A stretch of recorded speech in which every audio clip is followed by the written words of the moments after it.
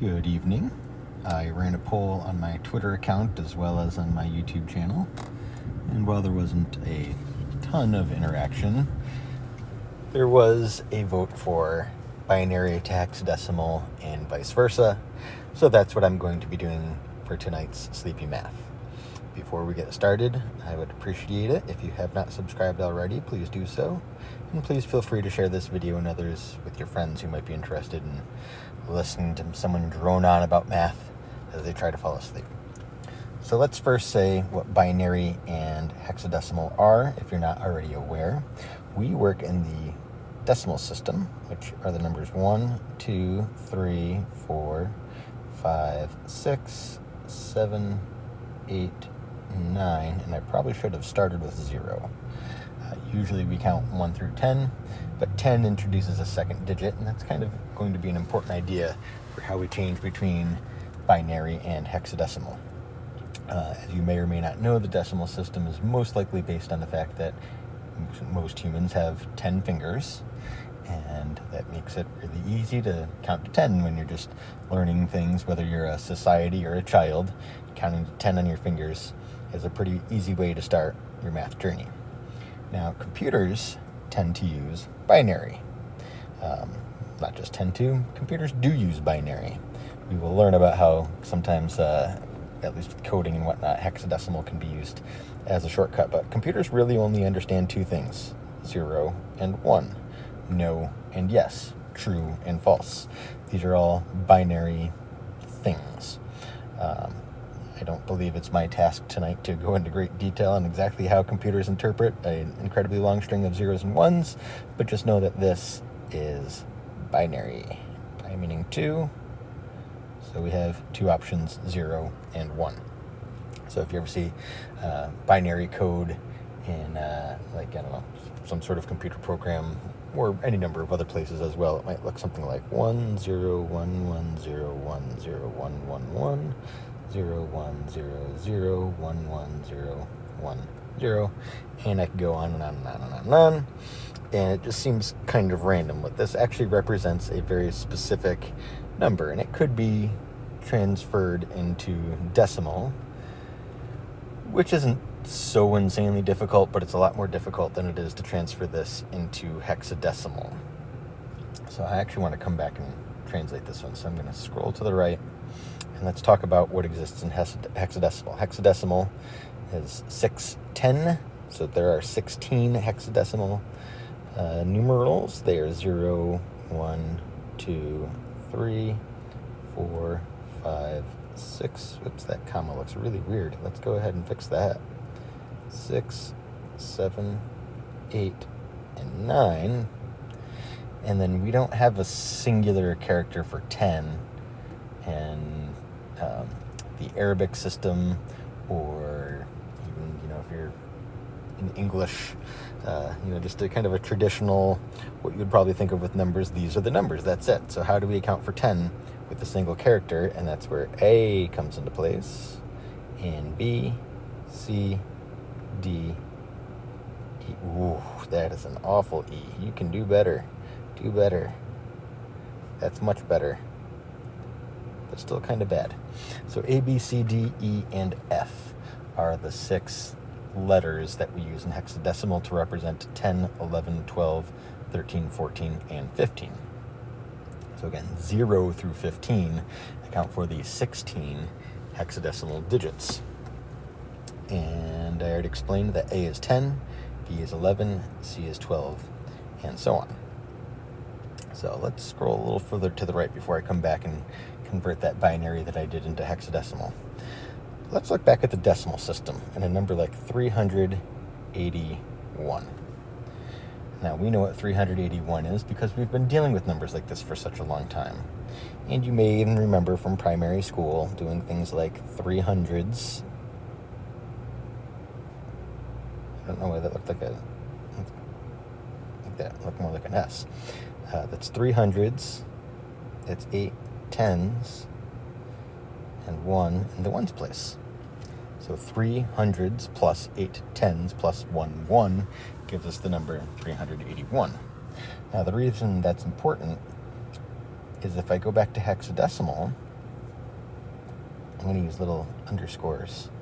This is still the ones place. But instead of this second line here being the tens place, it is now the 16s place.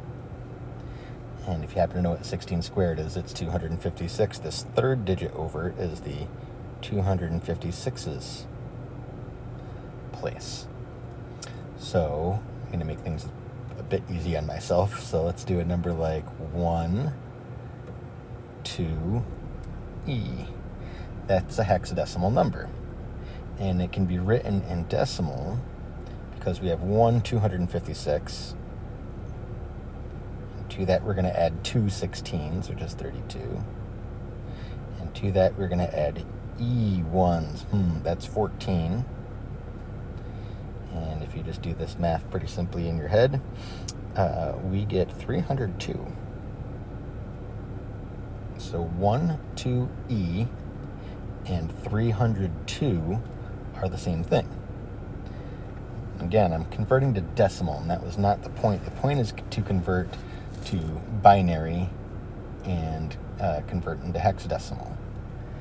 So this is just kind of showing how it works using something that you should already know.